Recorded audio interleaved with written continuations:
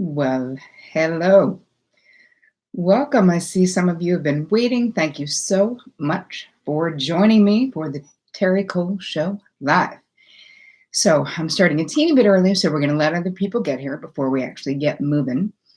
What we're doing tonight is we're going to be covering some of the cures for chronic indecision, but we're also going to be hitting some of the causes. So before I start, let me know that the sound is good, that you can hear me, all of the above. And a bunch of questions have already come in, and you've got some already down the sidebar, so we'll have plenty to talk about. In 30 minutes, we will get it done.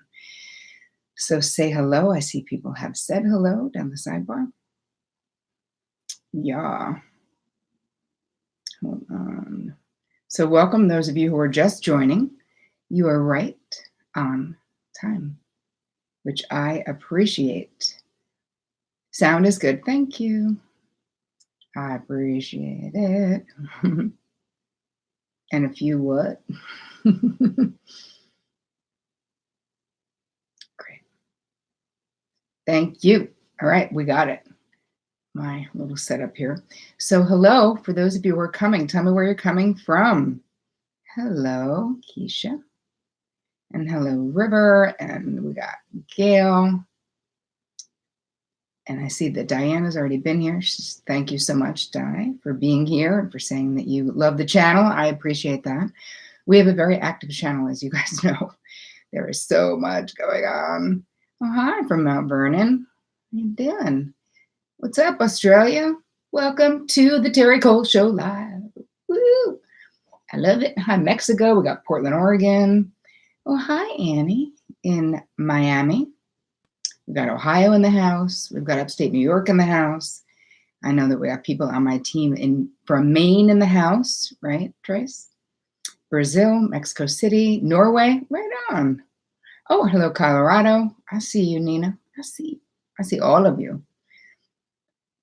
Oh, hi, London. First time. Well, welcome, Bree. I'm happy you are here. Hey, Melba.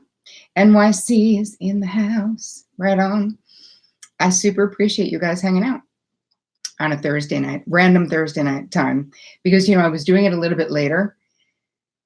I got to tell you, I just don't want to be I don't want to have to beat my face at 9 p.m., right? I want to be flossing my teeth by then. So, all right, we have Ontario is here. Right on. Arizona. A true affirmation that all of the world has some tough times with this. You are so right, Gail. It doesn't matter where you live. And there's so many reasons. That's the part that I find super fascinating about indecision, is that there are so many reasons that we can have a problem with this. And, you guys know the work, right? I hate to go back to the family of origin, but I have to, because that's where all of this shit starts. We got Japan in the house, right on. Houston, hello. From Manhattan, hi, Care. How are you? We got the Canuck, lives in Ontario. I love that. I don't know why. Yes, please, everyone, hit the thumbs up. Are we thumbs upping? I don't even know what to ask people to do. Obviously, you guys, it's a miracle. And if you are get notifications from me about this, I was trying to figure out, how do I schedule it, because I was doing it myself, which usually I don't. And then it takes a preview that I didn't know was coming. So you might have something in your inbox with me going like this. I figured out how to delete that, but you still got the notification. I was like, oh, good. So the zillions of people who get notified by this now all have a picture of me like this. Anyway, that's how it happened. Oh, thanks for the thumbs up. I appreciate it. I think she means like the video, right? You mean like the live? Is that what you were saying, Di? I think so. Hi, Darcy from Westchester. And who else we got? We got Bree. Don't want to sidetrack you, but I'd love for you to drop your skincare routine someday. Haha, you're gorgeous. Wow, you're super nice. And in all reality, what you really want to know about is my lighting setup. I mean, listen, my skin is fine. My lighting setup is making you think my skin is amazing. So we could talk about that. Oh yeah, hit the like button. That's what you meant, right? Thank you. I'm giving people all the wrong direction. Hi from Ireland. How you doing? You guys, I have a super exciting announcement. And now that it's 6:03 in Eastern Standard Time, I can do it.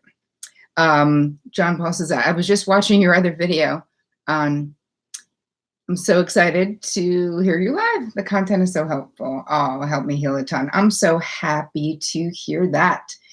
Oh, right on. Karen, you just joined Thrive Hive. Right on. That's exactly what I'm going to talk about. So before we get into indecision, I want to make a quick announcement for all the ladies in the house. This is something that many of you know because you're with me in other platforms, but some people are really just YouTube folks, hence why I go live once a month, because sometimes you're not on my other platforms.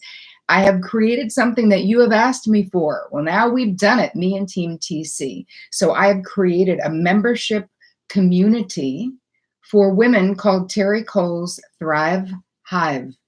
Why did I create this? Why? I'm just going to tell you. Because people want to be evolving while they're living their actual life.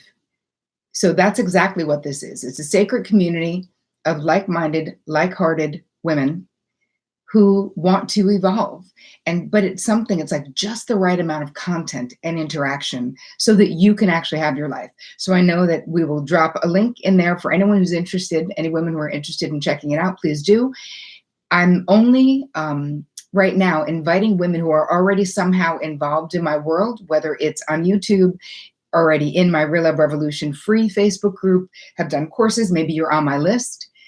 Those are the only people right now who we're inviting to join because we're doing it at a really cut rate, which it will never be this cheap again. It's $20 a month, 20 US a month. So if it's something that's interesting, check it out when you're done learning about how to cure chronic indecision. How's that? So it's terricole.com/hive, right? Thrive Hive. Who doesn't want to thrive with me? I know that you do. And don't worry, men, I am. Yes, John Paul just said, do you see yourself doing something similar for men? I actually do. And me and Team TC are in the works right now. This took a long time, though, to get together. So we've been talking and planning Thrive Hive for women for about a year. So now I'm going to be doing a talk in New York for men within the next 2 months, and I'll let you know when that is. I don't know if you're in New York, but and then we are talking about doing more online things exclusively for men because you guys have been asking, and you are 25% of my audience. So I appreciate you, and I want to do for you as well. So, all right, moving into, let's talk about indecision, shall we? I'm going to get to the stuff that's already come in. I've already got some notes right here. Let's talk about the causes a little bit, right? Let's talk about the causes. The first one is you might have had this behavior modeled for you in your life. So if you are familiar with my work, then you know that I talk a lot about downloaded blueprints around pretty much everything. Because the truth is, our family of origin, the people who raised us, whether that was a parent, a foster parent, grandparents, whether it was even an older sibling, we were super influenced by whomever we basically spent the most time with. And whether they meant to teach us these things or have these things result in chronic indecision, let's just say, that doesn't change it because this is what ends up happening. So what would it look like if you had modeled behavior? So if you downloaded the cheat sheet from this week's vlog, then you know some of these already, which is basically, how did your parents or caregivers make decisions? So I want you to think about it right now, right in your life. Were people decisive? Did people waffle? Do you know this expression, if you're a waffler, where you go back and forth, you just can't make a friggin' decision. And if you do, then you're super second guessing it as well. So think about your parents. So when I think about that in my own life, I feel like my father made the decisions, but he never talked, so I don't know how he made them, right? He didn't communicate almost at all. And I knew my mother made some, but that she could be overridden by him. So I actually learned early on to make decisions because if I didn't, nobody was going to, like even for my own life. So think about your own family. That's the first question that you ask yourself. And then we move into, were you allowed or encouraged to make age-appropriate decisions while you were growing up? So I don't mean run your family, because we have a lot of that as well, which also can negatively impact your ability to make decisions. I mean age-appropriate. When you're 4, Could you choose what you wanted to eat between two things? Or maybe you got an option of like, do you want to wear this or do you want to wear this? Those would be age appropriate choices. A lot of parents who can't stop being parents never let kids make decisions or choices. And then we're going to move into the next one, which so many of you have already written into me and said that this was your experience. So we're just going to go with it. When you made a decision as a child or a young adult, were your parents supportive or dismissive? Or did they let you make the decision and then criticize you and say you made the wrong decision? Did you just always feel like if you made your own decision, it would be wrong? Because those who came from a very critical system, that has a lot to do with why we want to avoid making a decision, right? So River says, criticized when I was a child, I needed the approval of my mother to feel that I was making a correct decision. Louisa is sharing. This is so common. And someone said, anxiety interferes with my decision-making. Yes, but what I'm doing with this downloaded decision-making blueprint, that if you don't have it, go to the blog on terricole.com and you can just click the link. And actually it's right in the notes on the video that is live today. You can actually download it so that you can really spend some time trying to understand your own blueprint. Those of you, if you're new to my work, you don't know what this is. A downloaded blueprint is something that is, a lot of it is unconscious. What it means is that it impacts what we do, limiting beliefs, right? Or traumatic or dramatic experiences from childhood. So if you made a decision and your mother was very critical, or your father was very critical, you store that away in your unconscious mind. So the reason why I'm always giving you people downloaded blueprint questions so that is basically me giving you a flashlight and a little GPS to find your answers, because your answers are super unique to you. So there's no way to just be like, well, this is the answer, because it's not. We all had such different, unique upbringings, good and bad. So the reason why I want to help you get to your information is that without it, what you don't realize is that that information is driving your decision making, either hesitation, you waffling, you going in between. You understand? So that's it. So if there was a lot of criticism, or if you had a parent who really modeled this same thing, this fear of making the wrong choice, this laboring over, this looking at all angles, or talking about, or asking lots of people. This is another thing, is, do you ask a ton of people their opinion about something? And right now, and you can just tell me, write down in the comments, do you find that you want everyone to weigh in on this? Yeah. So someone said, all decisions growing up were made for me and my siblings. I absolutely struggle with being decisive. Of course you do, because nobody gave you the space to learn. And this is what parenting is, right? Parenting is not protecting your kids from everything in the world. It's having faith,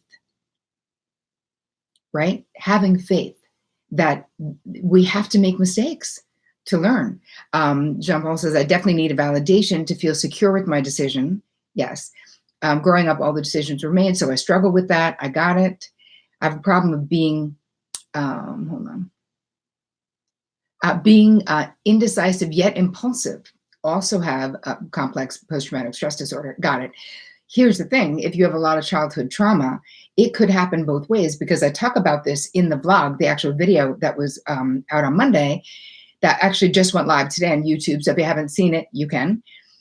That can happen. That if we have a lot of anxiety about making decisions, you can either labor over shit forever, right? Just ruminating, playing it all out, trying to do everything to avoid the negative feedback, or like the making a mistake, which was like, that's such a child fear, right? Like, we're grown up. If we make, this is being a part of a human, being a human being on planet Earth is making mistakes, correcting them, learning. This is just being alive. So there's no way. But if you spend all this time and bandwidth trying to avoid making mistakes, what you do is you paint yourself into a corner of a very small life, because you're not that fragile, right? you're not that fragile. Like, you're going to be okay. So what I was saying before to the person who said they can make like impulsive decisions is that that's also another way of avoiding the discomfort of not knowing. You just go, some people will claim they're really decisive, but they're not making good decisions. They're doing it to get it over with, right? So we don't want that either. I feel like there's a place in between, and part of it is recognizing, wow, I'm uncomfortable in the not knowing. I'm uncomfortable in the not knowing. Then we have to normalize being uncomfortable. Like, what would Deepak Chopra tell you? This is a part of life. And actually, all of the, what Deepak says is that the infinite possibilities of your life exist in the unknown, which might sound really heady and like out there, but really think about it. Not knowing really does mean that anything can happen. And then you have to make a decision about what you want to happen. Knowing that so much of the time, the fear that we have when we're like playing out all the scenarios, like forever and ever, is that we're just trying to avoid negative feedback. And the reality is, in real life, and that's the child within you who's still being, those feelings are being charged. That's like unresolved childhood stuff most of the time. Where how do we resolve it? Is that you look at your downloaded decision-making blueprint, right? So if you made the wrong decision growing up and you were punished harshly, made fun of, criticized, of course that would make you want to avoid making a decision. So let's talk a little bit about a concept that I talk about a lot because it's very central to the type of therapeutic work that I do, which is secondary gain. So what is the secondary gain for not making a decision? So those of you who know that you had a rough childhood around these things, what is the secondary gain? And how would the secondary gain look? Sometimes if you procrastinate a decision long enough, is that your strategy, anyone? You just don't make a decision. You just keep saying you're thinking about it, or maybe. Anybody? Yes. If you procrastinate, what ends up happening? Oh, you actually don't make a decision, and then shit resolves itself. Most of the time, not to your highest good, where it's not in your highest good. Right? Just running away. Exactly, Keisha. That's part of it, right? So if you procrastinate making decisions, you have to understand and really get with, because that's a defense mechanism. That's a psychological defense mechanism. It's kind of a form of denial where we're like, I'm just going to push it off. I'm just going to push it off. I'm going to do something else. I'm going to watch Netflix. I'm going to do something else. And when you're doing that, exactly, MK, avoiding, you have to be able to be mindful enough, hopefully from this live and from everything you're learning about yourself in your life, to say, you know what, I need to face this. I need to stop. So I like this image that this is the way that I always see it, right? When we're trying to run away from something, we're not looking back. Like, we don't know. We just know that we want to go this way because there's something we're trying to avoid back there. And there's something about getting really brave enough to just be like, you know what? I'm tired of running. I'm literally going to turn around. So picture yourself. It's like a visualization. Turn around and just facing that shit, whatever it is. My mother always had this thing she would say about, like, what's the worst that could happen? So I was upset about something or had to make a decision. And if I make the wrong decision, I'd be like, well, I'm afraid. And she would say, well, what's the worst that can happen? Well, then if I take this job and I hate it, she's like, yeah, then what's the worst that can happen? Well, what if I don't do a good job? She's like, yeah, then what would happen? Well, I don't know. What if I want to quit, or what if I got fired? She's like, okay, then if you did that, what would happen? I'm like, well, if I got fired, I would be humiliated and it would be terrible. She's like, okay, then what would happen? I guess I'd get another job.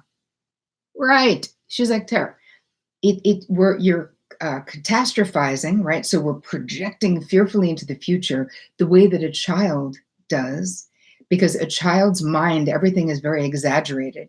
And if you actually take a minute when you're feeling this indecision, to take a look and find evidence of your capability. Find evidence of a time when you made a decision and it was fine, or you made a decision and it was bad, but then you figured out how to change it. Because here's the thing about decisions. We've got it, your mind, you have to change your mind from this all or nothing, like this right or wrong, unless you are contemplating robbing a bank or killing someone or shooting heroin, right? I'm not talking about morally. I'm talking about, since you are the captain of the ship of your life, these can be plot twists. They can be a pivot. You always have the right to change your mind. You have the right. How many careers have I had in my life? A lot. And I didn't see any of them as like, well, I made a mistake. It was like, I don't want to do this anymore. Does that mean that me being a talent agent years ago was a mistake? No. It means I psychologically outgrew it. So it's like, what's next? And I think that it has so much to do with the way that you see it. What is the lens through which you see your life? And if you see it through a lens that says, if I make the wrong decision, oh my God, shit is gonna I don't know what's gonna happen. Like, that's a child's fear. We have this fear of it will kill me, it will kill the other person.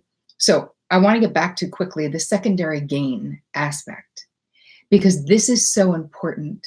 When you're stuck, when you have a repeated behavior that's not working in your life, whether it's chronic indecision or anything else, you can always look to secondary gain. So uncovering secondary gain is asking some questions, which is basically the most concise. So on the printout, the cheat sheet for this week, there's more, which I'm not going to do right now.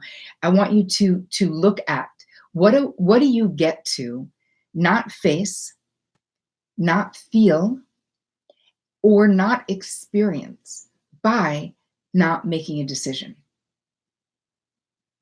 So what do you get to not face, right? Not feel, not experience by not making a decision in this case, right? And it could be other things, saying you're going to go to the gym and not. What do you get to not, whatever? There's always something, because if there was no secondary gain in a repeated action, we wouldn't do it. We wouldn't, that's the truth, even though this stuff is unconscious. So it's not like blaming. What I'm always trying to give you, all right, we got it. So numbness, that's what you're gaining, is not feeling. You're getting to not feel fear, right? You're getting to not feel regret. Comfort in what's familiar, 1,000%. 1,000% that we are comfortable with what's familiar, even if it's the devil we know and the shit we don't want to be happening, right? Reminds me of your TED Talk on fear. It was just a feeling. Oh yeah, thanks, Aurora, for watching my TED Talk. I appreciate that. Yes, my dad went narcissistic rage this early. Oh, I'm sorry to hear that, Bobby. That's sad. Finally broke the family comfort thing, and it took me forever. Wish I could have done it sooner. MK, what I find is that all of us, when we finally get something, there is a sadness, and in my groups and my communities, we always talk about mourning, right? We have to mourn what we now know. You're like, oh God, I tortured myself for years. I wish I hadn't. So we sort of have to grieve that period of time, forgive ourselves, right? We need to forgive ourselves for not knowing. But the truth is, how could you not know? I mean, how could you know? Nothing. Well, people are not teaching you. I know, because I'm a psychotherapist. I'm sharing with you things that most people, when they've done lots of therapy, learn. So always know that there's something else going on. There's a parallel process. There's nothing wrong with you. You just need a GPS to your answers. And I'm happy to be that GPS to help you get in there and go, oh my gosh, this is what has been going on. The child in me is afraid of being in trouble. And then we start having these transferences to other people. Meaning, if you have a bully boss and you had a bully dad, suddenly you can't make a decision with your boss because you're petrified, because the little kid in you is like, oh, I know how this movie ends and it sucks. Like, I don't want to do this. But what I'm helping you do, hopefully, what my goal to help you do is to bring this information from the basement, right, your unconscious or your subconscious mind, into the main part of the house, which is your conscious mind. Because we must be consciously aware of these things in order to change them. Because how can we change anything that we are not aware of? Well, you can't. We just are frustrated. We just go through life being like, I don't get it. What's wrong with me, right? What is my problem?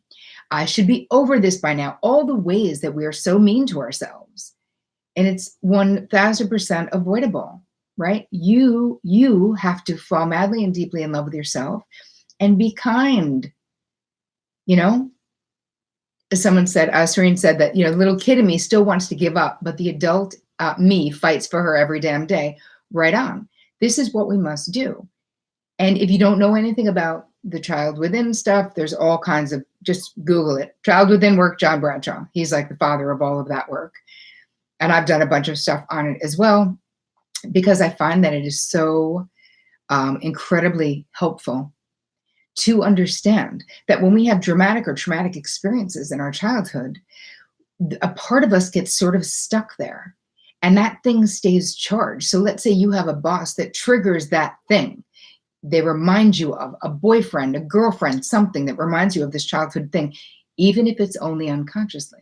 You might not even know, like, why am I so comfortable with this person I just met? Or why am I so uncomfortable with this person that I just met?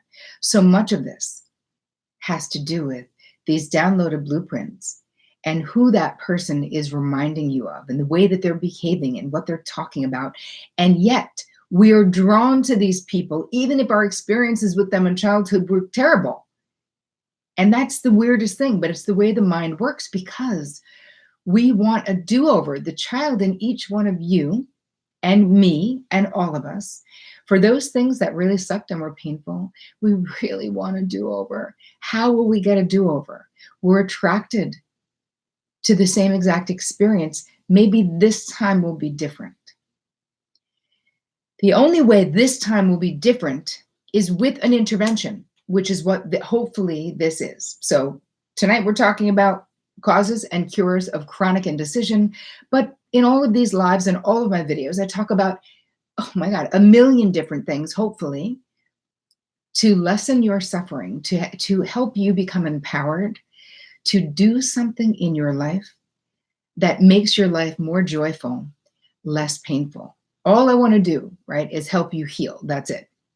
So it's great. Aurora's saying, I have conversations with my younger me to reassure her that I'm in control and taking care of things, and really taking care of her, right? And someone else saying, my mom was a narcissist. Oh my God. So the child within, River says, narc mothers are terrifying. Oh my gosh, yes. It's the worst. And now people always say, why don't you talk more about narc fathers? And I do talk about narc fathers, but there is something particularly awful about having a narcissistic mother, because of what we need so desperately from moms. But as you see, it's a corrective emotional experience to find mom representatives. So feel free. I'll be your healthy virtual mom representative if anyone needs one. I hope I am. That's what I want to be, is someone who always holds you in high esteem. Someone who is always seeing the good in you, the highest in you, and having hope that wherever you are, whatever is going on in your life, I know that there are things that you can do to create a healthier, more vibrant experience. So what we do is we look for those sort of role models or those people where we get the feeling of being seen, or the feeling of someone's kindness, right? Someone's compassion, because that's the exact thing that a narc mom doesn't have and will never give you. And again, that really can screw up your ability to make a decision as well, because they're always making you wrong unless you're doing, you know what I mean? Unless you're doing, exactly what they want you to do and they've made the decision. If not, they will be criticizing what you're doing and telling you that you're wrong. You know? Serena said, thanks, Mama. You are so welcome. All right, I'm moving on. So, and then there's a couple of others, a little bit more esoteric questions that I put in the free cheat sheet that goes along with this week's video. Like, really, if you have a real identification with being a waffler or a very indecisive person, if you just go like, I come from a long line of indecision people, right? Because it's just like coming from a long line of worriers, right? It's almost like we say it like it's a badge of honor, even though we don't want to be indecisive. But there's something about, and the same thing with worrying. People don't even get how unhealthy that is. Like, oh, I'm just a worrier. You're like, hi, don't be. Like, figure it out, because you're literally wasting your life, you know? So moving into a few of these questions are, who am I if I'm not indecisive? Like, who would you become if you were decisive? And that's something to really, you can journal on this. You can think about it. You can write about it. And what do I get to not face? We already talked about this. What would be required of me if I became decisive? Well, I can guess what would be required is you've got to take responsibility for yourself. And if you grew up in an unfair family system, either very authoritarian or chaotic, abuse, drugs, narcs, all of that, it's like you don't want to take responsibility because it was painful and it was dangerous. So all of these adaptive things that you learn to survive, whatever kind of childhood you had, because we all had some shit, trust me, everyone's family is dysfunctional in some way. It's like there was something you got out of sort of going with the flow or just being a people pleaser, right? As you just said, Mystic, there was something to be gained from that. But there's so much in adulthood to be lost, right? So if you were not a people pleaser, Aurora says she would be more confident, right? But to get to that point, we have to, hence why I created the cheat sheet for you with all kinds of different strategies of how things you can do to feel less anxious about it. And it's funny, MK just said, and someone else, I don't know if you wrote that on the actual video on YouTube, I was going to answer this question. Someone saying that they have a big job and they have no problem making decisions in their job, and yet in their personal life, they do. And that's very interesting too. And I would ask you if you had any kind of a repeating reality there. Was there a role model? Were one or both of your parents professional people? So, because part of it is that you can do both. I was always very decisive in business and also was a waffler when I was younger, like in my 20s, or I would make I would say yes to like 10 people. Like all people in college asked me, you want to do this, want to do this? Then I would be like, say yes, because I couldn't say no to anybody, but I would only do one thing. You know what I mean? So not someone who people could really count on. You know what I mean? Which I didn't want to be. I really wanted to be someone who kept their word that people could and would count on.